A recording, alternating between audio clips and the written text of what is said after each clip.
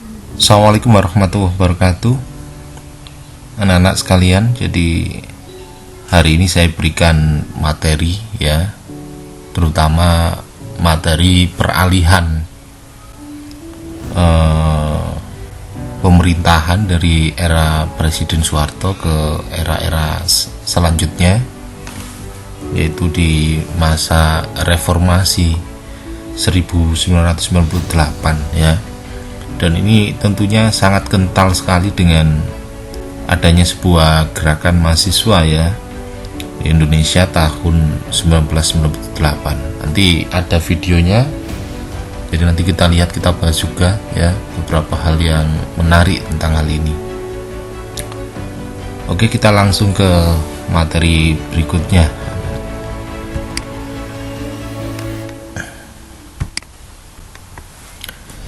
Oke, ini adalah mengenai alur sejarah ya.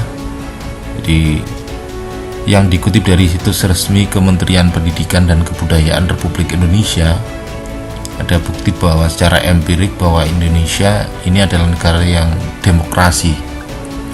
Bisa dilihat dari alur sejarah politik di Indonesia, yaitu ini mulai dari kurun waktu 1945 sampai 1949. Ini disebut sebagai pemerintahan masa revolusi kemerdekaan atau perang kemerdekaan Indonesia, mempertahankan Indonesia untuk mendapatkan pengakuan dari negara lain, baik secara de facto dan secara de jure ya. Ini ada pada poin yang pertama. Kemudian yang kedua, ini adalah pemerintahan parlementer atau demokrasi liberal ya. Jadi setelah RIS tahun 1949 dengan konstitusinya, yaitu konstitusi RIS, kemudian tahun 50 itu adalah demokrasi liberal sampai 59 ya, dengan memakai undang-undang dasar sementara. Nah, ini merupakan pemerintahan parlementer. Kemudian yang ketiga adalah pemerintahan demokrasi terpimpin ya.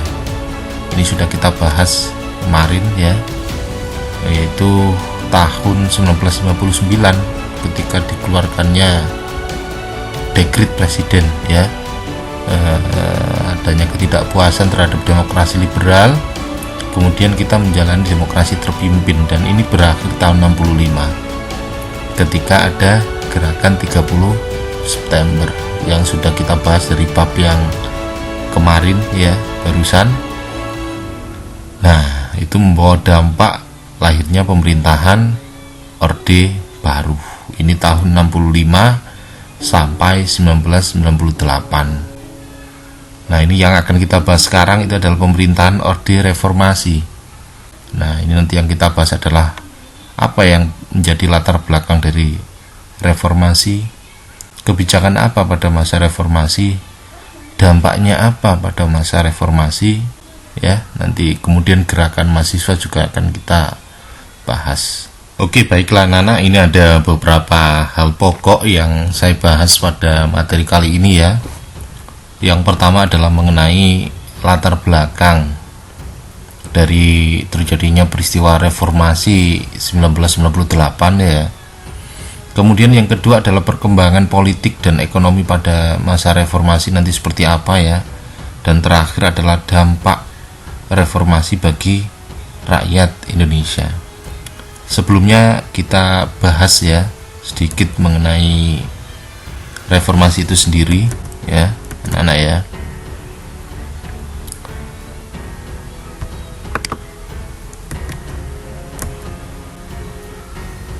Oke, ini adalah masa reformasi 1998. Coba kita lihat pengertiannya dahulu.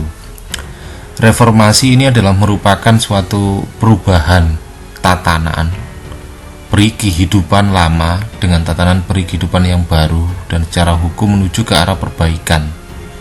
Jadi gerakan reformasi pada tahun 1998 ya, ini merupakan suatu gerakan untuk mengadakan pembaharuan dan perubahan, terutama perbaikan dalam bidang politik, sosial, ekonomi, dan hukum. Berarti kalau ada perbaikan berarti hal yang terjadi di akhir pemerintahan masa Orde Baru ketika masa pemerintahannya Bapak Soeharto ya, itu ada masalah tertentu yang nanti akan kita kaji apa sebenarnya membuat peristiwa reformasi ini terjadi. Oke, ini tadi alur sejarah sudah, kita langsung aja ke latar belakang ya. Nanti kita komparasikan dengan video yang menarik, karena aktor dari reformasi 1998 itu selain dari elit politik, itu juga dari kalangan mahasiswa dan beberapa organisasi-organisasi masyarakat itu juga mengambil alih ya, untuk mendapatkan suatu hal yang layak di sistem pemerintahan kita ya. Ada pergantian, ada reformasi, ada keadaan yang lebih baik dari era sebelumnya. Nah, ini adalah beberapa latar belakang ya, ada beberapa latar belakang. Yang pertama adalah bidang politik. Nah, secara politik ya, jadi yang pertama adanya korupsi, kolusi, dan nepotisme di akhir pemerintahan Orde Baru. Dan hal ini yang menjadi dasar pertama ketika ada reformasi 1998. Yang kedua, adanya ketidakadilan dalam bidang hukum. Jadi pada waktu itu banyak sekali terjadi ya pelanggaran, kasus-kasus pelanggaran hak asasi manusia. Jadi penahanan secara sepihak ketika ada orang yang kemudian mengkritisi pemerintah, kemudian bertentangan dengan pemerintah. Nah, itu ada ketidakadilan ya dalam bidang hukum pada waktu itu, untuk kemudian mereka dihukum tanpa sebuah peradilan sendiri. Kemudian yang ketiga adalah pemerintahan Orde Baru yang otoriter ya. Jadi pada waktu itu lebih, karena pemerintahan bertahan 30 tahun lebih, jadi pemerintahan Orde Baru ini cenderung otoriter ya, dan tidak demokratis, kemudian tertutup dari kritik ya, media massa ya dibatasi dan sebagainya. Nah, itu yang membuat harus ada perubahan di situ. Nah, maka gerakan reformasi kurang lebihnya juga mencangkup 3 poin ketiga ini ya, terutama perbaikan di bidang pers, dan harusnya sistem harus demokrasi sesuai dengan pedoman kita ya ketika menjadi sebuah negara yang merdeka. Kemudian yang keempat, besarnya peranan militer dalam Orde Baru. Jadi pada waktu itu militer itu bisa untuk ikut dalam sipil boleh, militer boleh, dan mereka juga bisa ikut dalam bidang politik. Jadi beda-beda dengan sekarang ya. Kalau sekarang lebih memang tidak diperbolehkan ya, di seorang dari militer, mereka ketika ikut dalam kancah politik harus keluar dulu dari militernya, baru kemudian mereka jadi boleh ikut untuk kalangan politik gitu ya. Kemudian yang terakhir adalah munculnya demo mahasiswa. Lah, ini kata kuncinya ya, yang menginginkan pembaruan di skala bidang. Nanti ada videonya, terutama reformasi 1998. Oke, kita lanjut ya. Ini adalah ekonomi. Nah, ini secara ekonomi adanya sistem monopoli di bidang perdagangan, jasa, dan usaha. Jadi pada waktu itu ada semacam monopoli tertentu di bidang perdagangan, jasa, dan usaha. Tentunya ini akan berkesinambungan dengan praktek KKN itu ya. Nah, jadi tidak transparan dalam hal ekonomi ya, terutama pada kalangan-kalangan tertentu atau kroni-kroni yang ada pada masa Orde Baru di saat itu. Kemudian yang kedua adanya krisis moneter ya. Nah, jadi pada waktu itu kita mengalami inflasi yang luar biasa. Bukan berarti saya mengatakan pada masa Orde Baru ini memang bukan hanya di Indonesia saja anak-anak ya. Jadi di Asia bahkan ya, pada waktu itu memang kita mengalami dampak dari krisis moneter di seluruh Asia, bukan hanya Indonesia gitu ya. Cuma dampak krisis moneter ini di Indonesia itu juga diiringi dengan krisis politik pula ya, pergantian pemerintahan gitu. Yang terakhir terjadinya PHK di mana-mana ya, dan menyebabkan angka pengangguran meningkat tajam. Nah, ini juga menjadi faktor bagaimana reformasi 1998 itu terjadi gitu ya. Yang terakhir anak-anak ya, terutama kesenjangan sosial antara si kaya dengan si miskin. Selain itu juga krisis politik dan ekonomi mendorong munculnya krisis dalam bidang sosial. Rakyat itu sudah mulai tidak percaya ya terhadap pemerintahan. Kemudian adanya krisis ekonomi dan mendorong munculnya perilaku yang negatif dalam masyarakat. Seperti apa? Ini ada seperti peristiwa pembunuhan dukun santet ya di Situbondo, Banyuwangi dan Boyolali. Nah, ini kan akibat dari sebuah ketidakpercayaan rakyat terhadap sistem hukum yang ada di Indonesia gitu ya. Jadi adanya perilaku yang negatif tentunya dari dampak yang sangat buruk ya, terutama kepercayaan mereka terhadap pemerintah ya, dan kesenjangan ekonomi itu juga terjadi pada waktu itu. Kemudian yang terakhir ya, perang saudara di Ambon, peristiwa Sampit ya, beredarnya luas narkoba, meningkatnya kejahatan, pembunuhan dan pelacuran ya di mana-mana lah. Ini sosial yang terjadi pada waktu terjadinya reformasi 1998. Oke anak-anak, untuk yang lebih, karena memang tadi sudah saya jelaskan, yang lebih sangat berhubungan menjadi pelopor untuk terjadinya reformasi 1998 ini adalah gerakan mahasiswa. Nah oke, coba kita lihat video yang berikut ini.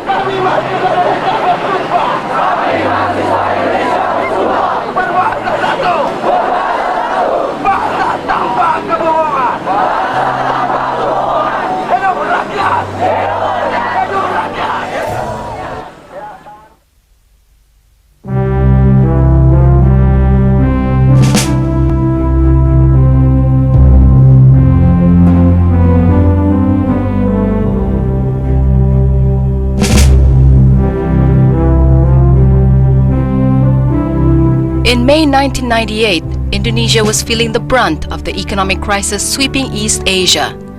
As rising unemployment and inflation created widespread hardship, disaffection rose at the Indonesian government's ineffectual policies and rampant corruption. In April 1998, shortly after the re-election of Suharto, a former army general and ruler of Indonesia for 32 years, students from major universities throughout the archipelago organized massive rallies calling for fresh elections and effective measures to combat the crisis. This was only the latest incidence of Indonesia's student rising to voice the aspirations of the people and being beaten down for their trouble.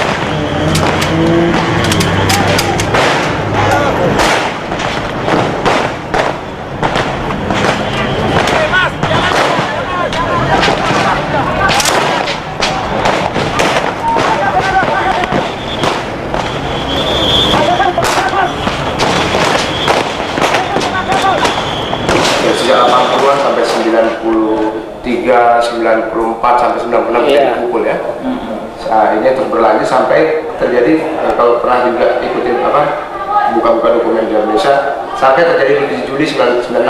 Iya. Juli 96 itu pemukulan terhadap hampir merata semua basis perlawanan rakyat di Indonesia.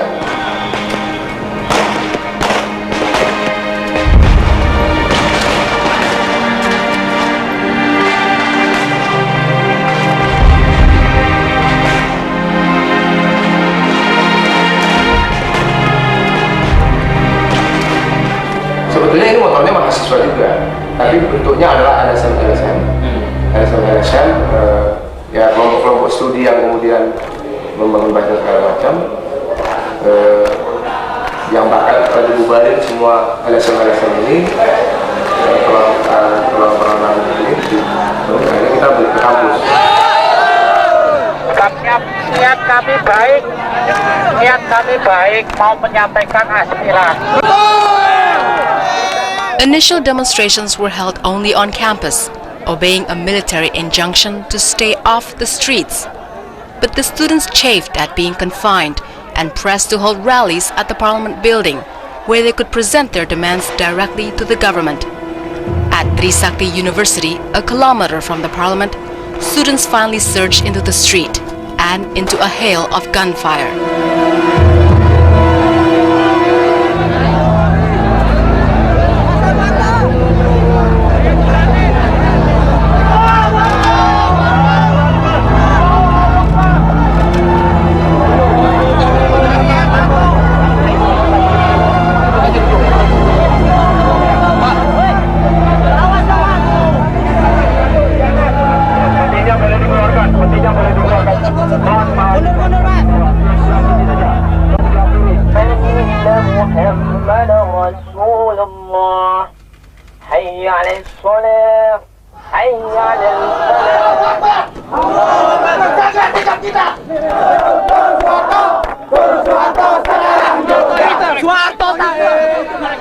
The Trisakti tragedy triggered a wave of rioting, killing hundreds during the next 2 days.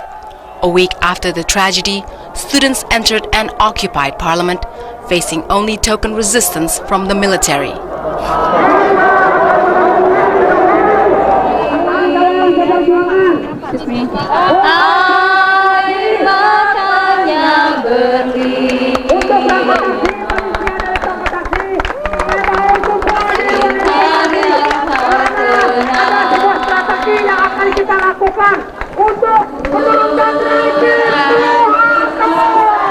Oleh karena itu, dengan memperhatikan ketentuan pasal 8. In the presidential palace, Suharto floundered, losing control of events.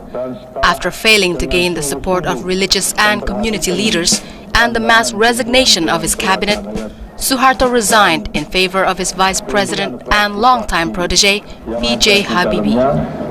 Saya memutuskan untuk menyatakan berhenti.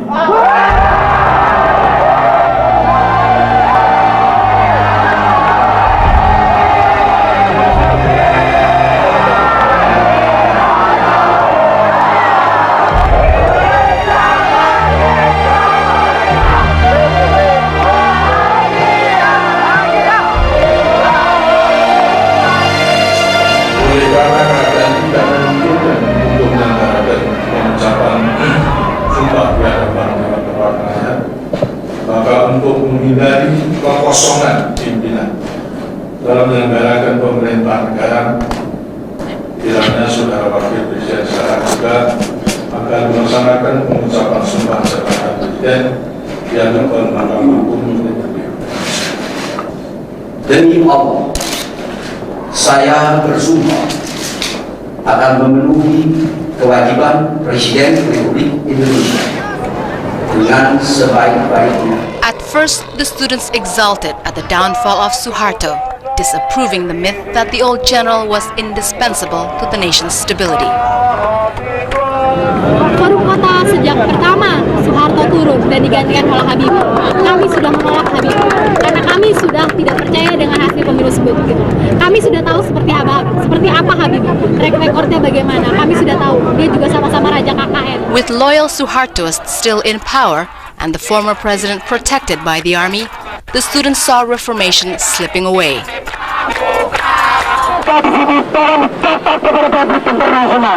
Bahwa kami menginginkan agar supaya HBP turun setoran juga.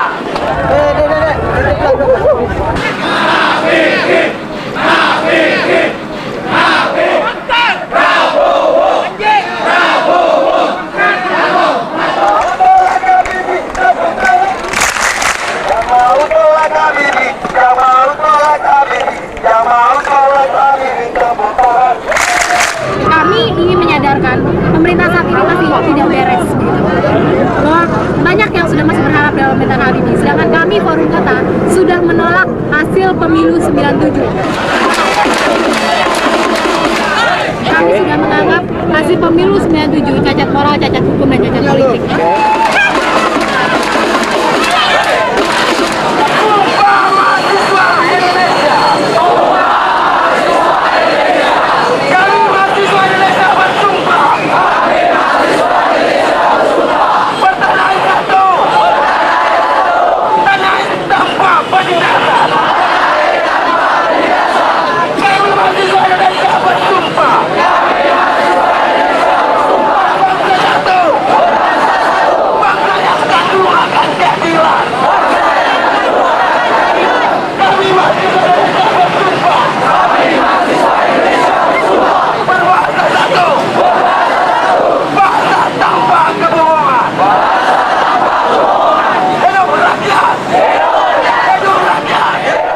Under a policy called dual function, the army maintained internal security as well as external defense.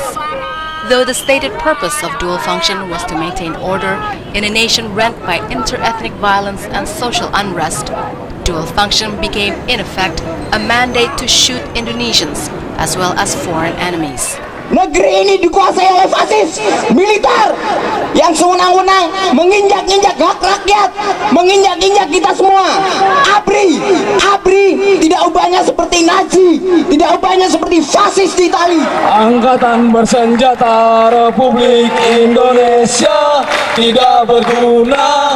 Bubarkan saja, migrasi mewah, sama-sama bersatu sehati, cabut dui fungsi ABRI. Bersatu sehati, cabut dui fungsi ABRI. Bersatu sehati, cabut dui fungsi ABRI.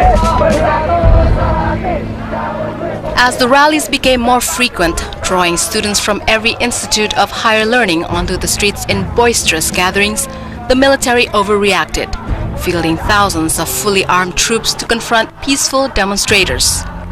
In the military's eyes, the sons and daughters of the Indonesian middle class were an implacable enemy of the nation.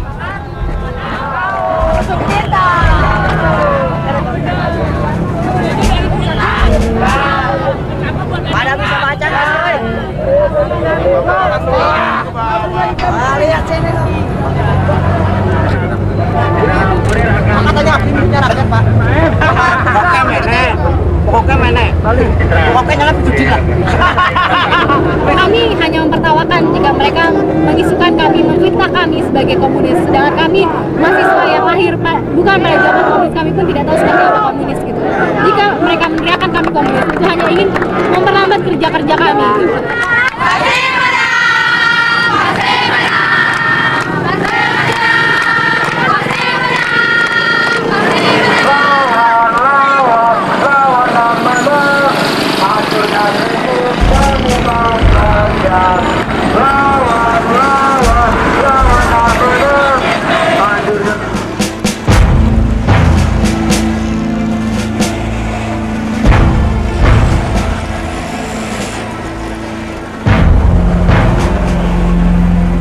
Tensions grew as both sides prepared for the upcoming special session of Parliament, called to prepare for new elections.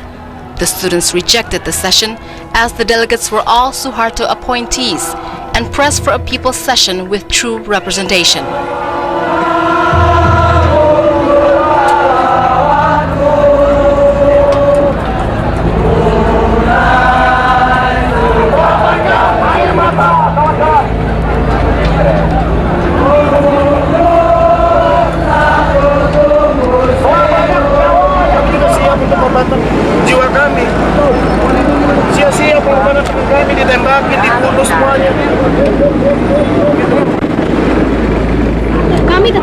konsisten terhadap isu yang akan datang, yaitu turunkan harga dan terbentuknya kekuasaan transisi, yaitu Komite Rakyat Indonesia. Kekuasaan transisi ini akan duduk orang-orang yang memiliki integritas tinggi bagi masyarakat, kredibel bagi masyarakat, yang akan duduk bersama-sama untuk membicarakan masyarakat. Kami tahu track recordnya mereka sebelumnya. Kita dudukan bersama-sama, kita tinggalkan kepentingan masing-masing golongan, kita pikirkan kembali kepentingan rakyat bersama. The government went ahead with the special session in the face of widespread protest. As demands by students and other community groups to include true reformist measures on the agenda were ignored, the students became more aggressive.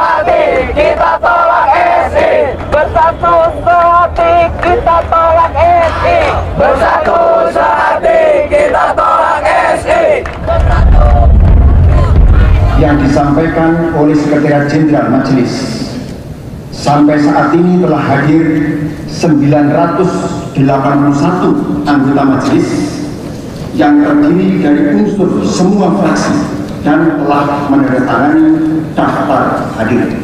Kami buka dan dinyatakan terbuka untuk umum.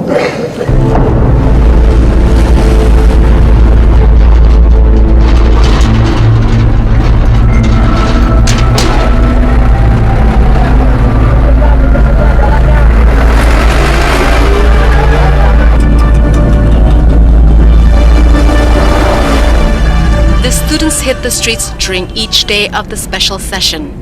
As the final day of the session approached and the students attempted to penetrate military lines set up 2 kilometers from the parliament, beatings became more frequent and savage. On the eve of the final session, shots rang out at the Semanggi Cloverleaf. Saya ulangi, Anda yang bukan pers, Anda masyarakat, kalian sedang tempat ini.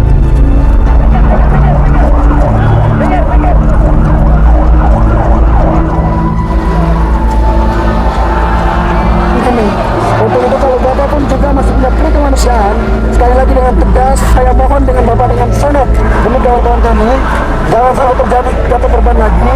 Tolong Pak, ya pimpinan pasukan Bapak dan kawan-kawan tidak akan terpancing dengan emosional.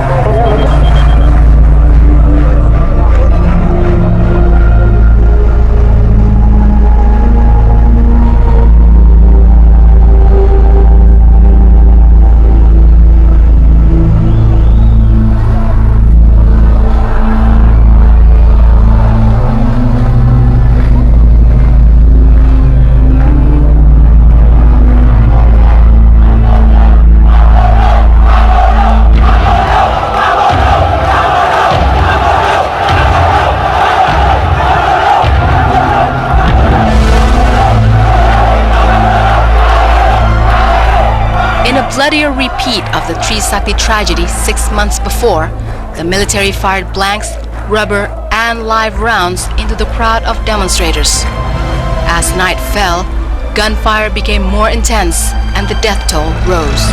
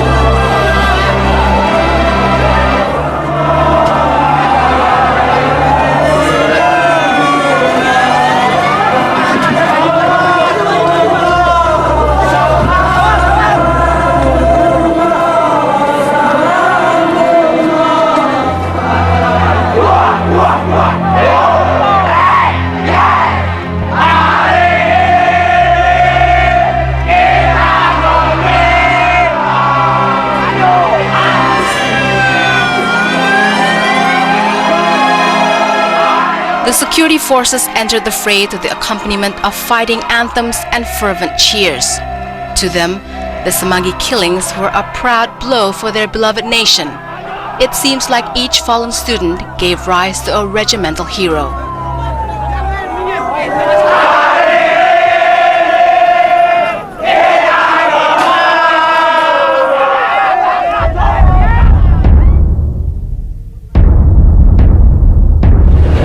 Dengan hati yang terpukul karena anak kami telah tembak dengan sengaja oleh aparat keamanan Indonesia. Maka dengan ini kami menunjukkan adik-adik mahasiswa supaya perjuangan jangan sampai di sini.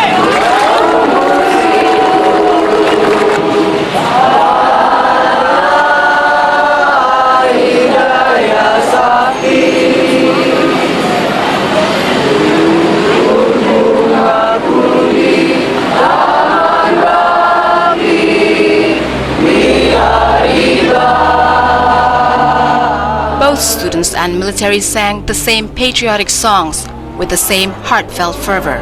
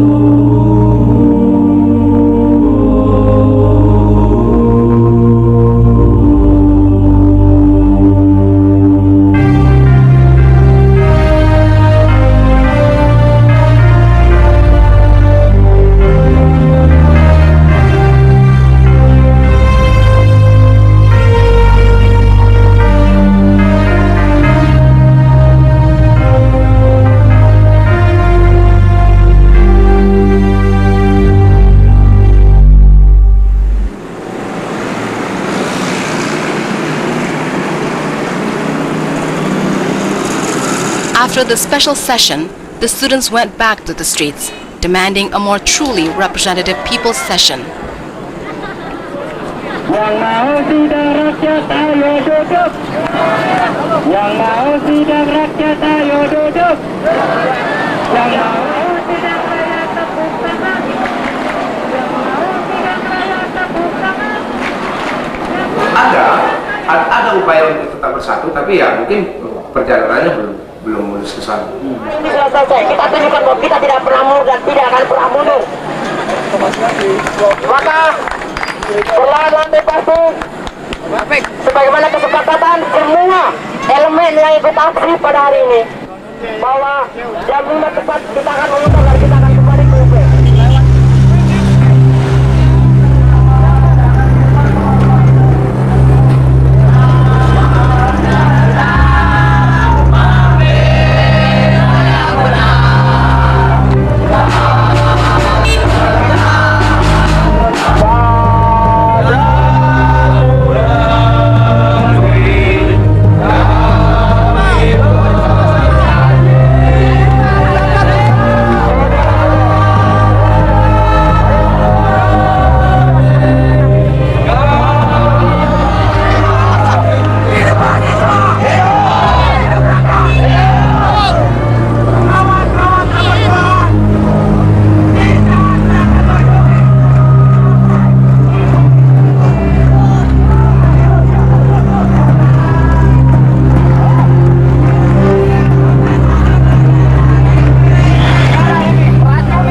One decree of the special session was to investigate the wealth of Suharto's family and his cronies and bring them to court.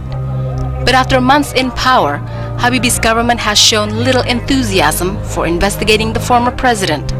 Again, the students pressed their demands for truth, openness, and justice.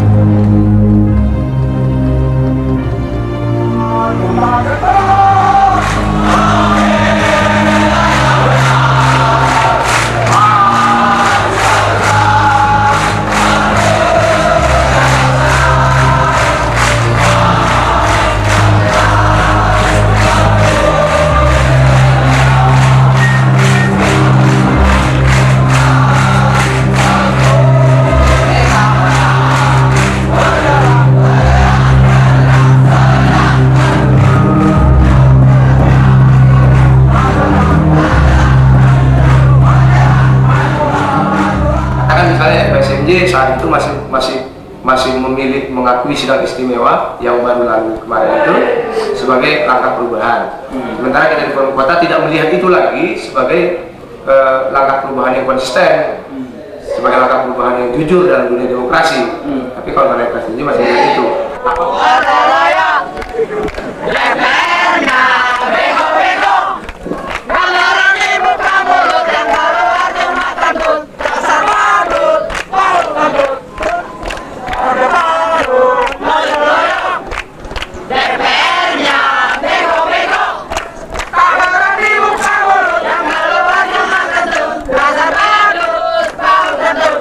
Kalian itu digaji bukan untuk kentut, tetapi menyuarakan hati suara rakyat.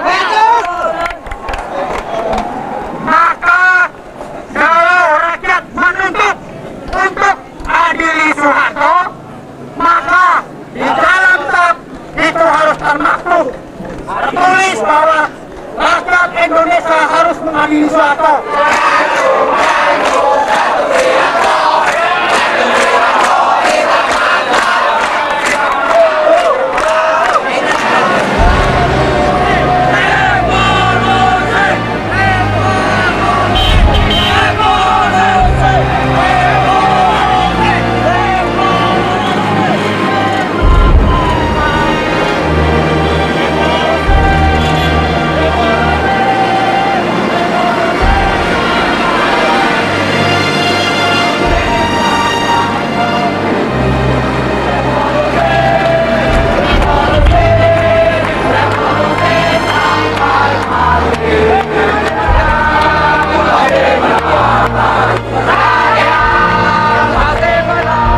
To make positive identification difficult during clashes, troops exchanged their distinctive, brightly colored regimental berets for camouflage slouch hats. Even so, the students still recognized the Marines, who were not implicated in any actions against students because they contrived to show their pink berets.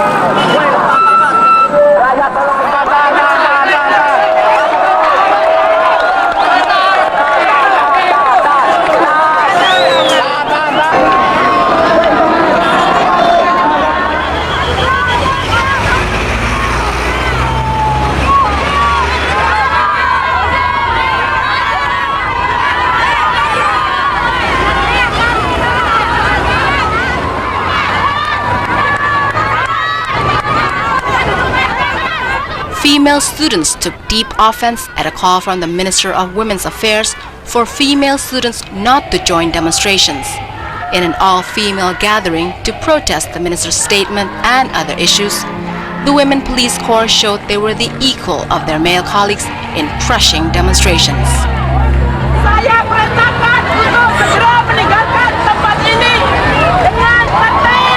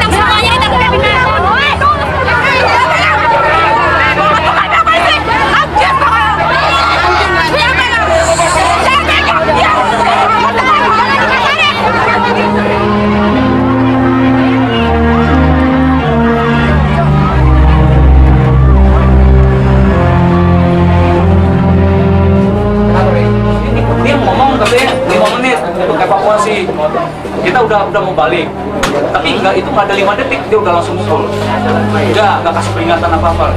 Jadi kan gini ya, kita udah masuk semua, udah masuk ke dalam. Nah terus setelah pas ini dia ngasih waktu 5 menit, kita udah balik kalian semua, udah balik semua ke arah gerbang. Nggak tahu itu dipukulin di bagian depan, anak-anak di depan lari langsung ke depan, masuk keluar. Kan tadi pintu ditutup, langsung digebrak sama anak-anak buka gitu. Ini aparat kurang ajar.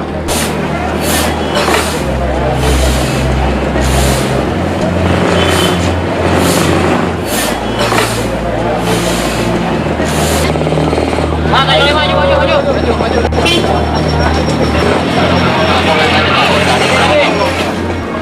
After Semanggi, battle lines were drawn. The mistreatment of female demonstrators and the gratuitous beating of activist representatives seeking reconciliation with the military convinced student leaders that to win, they would have to fight.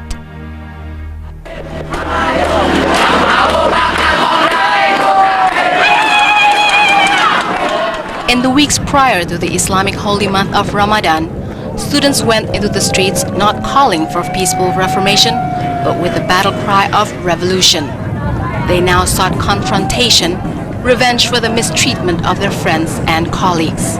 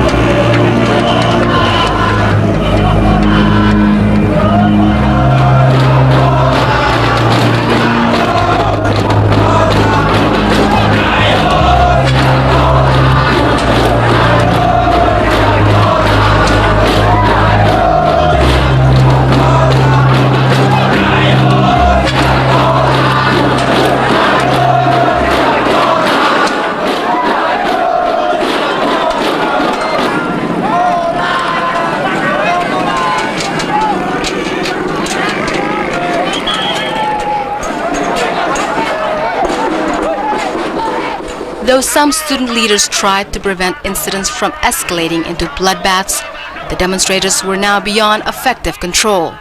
At Taman Ria, protesters breached police lines and forced the once invincible security forces into retreat.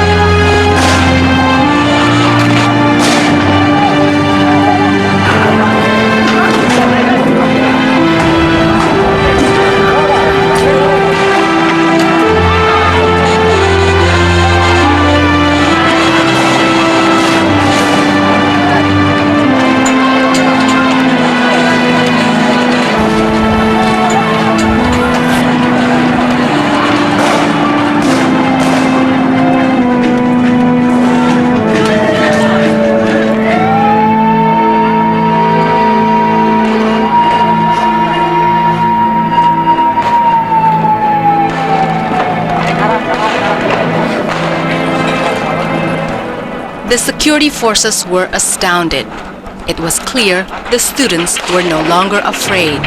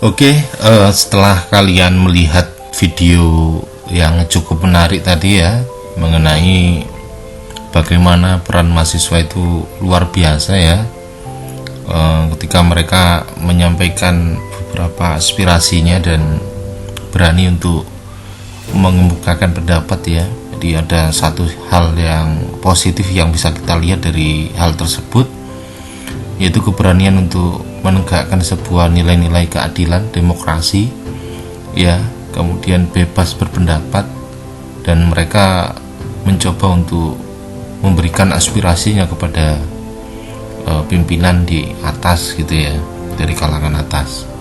Itu yang positif. Tapi secara ketidakbaikannya atau dari sisi negatif juga perlu kita tekankan anak-anak ya, bahwa menyampaikan pendapat itu tidak murni harus melalui kekerasan ya, jadi anarkis dan sebagainya itu juga tidak patut ditiru dalam adegan-adegan dari yang ada di cara real ya, kalian lihat dari video tersebut. Nah, gerakan mahasiswa dan beberapa gerakan dari elemen masyarakat ini ada semacam agenda tersendiri. Nah, ini adalah agenda reformasi anak-anak ya. Jadi ada beberapa agenda reformasi yang disuarakan dari para mahasiswa yang melakukan demo besar-besaran tadi ya, bukan hanya di Jakarta sebenarnya, tapi di kota-kota besar seperti Surabaya ya, Semarang, Jogja, itu juga mereka ada gerakan agenda yang mereka canangkan untuk reformasi 1998. Jadi ini adalah agenda reformasi. Yang pertama, adili ya Presiden Soeharto dan kroni-kroninya ya, yang terutama mereka masuk dalam praktek KKN tersebut ya. Yang kedua, amandemen Undang-Undang Dasar 1945. Dia harus ada perubahan tertentu ya, harus ada amandemen dari Undang-Undang Dasar 1945. Itu adalah yang kedua. Yang ketiga, penghapusan duifungsi ABRI. Tadi sudah saya jelaskan bahwa ABRI selain mereka di kalangan militer ya, mereka ikut dalam sebuah lebih ke bidang militer, tapi mereka juga bisa ke bidang politik, maka fungsinya harus dihapus. Harusnya ABRI ya militer gitu ya, tapi tanpa mereka masuk ke ABRI ini sekarang jadi TNI ya, di Tentara Nasional Indonesia gitu ya. Jadi ABRI, Angkatan Bersenjata. Kalau dulu ya polisi masuk di sini ya, kepolisian juga masuk di sini bersama tentara ya. Kemudian beda sekarang ya, ada TNI sendiri, Polri sendiri gitu ya. Jadi penghapusan di fungsi ABRI. Jadi ABRI tidak bisa untuk di bidang militer dan politik gitu ya, tapi harus di bidang keamanan saja atau militer. Yang keempat, otonomi daerah yang seluas-luasnya. Lah ini yang pasca Orde Baru. Jadi kalau dulu kan pemerintahan daerah itu lebih diambil dari, langsung ditunjuk dari pusat tanpa pemilihan umum ya, pilkada dan sebagainya.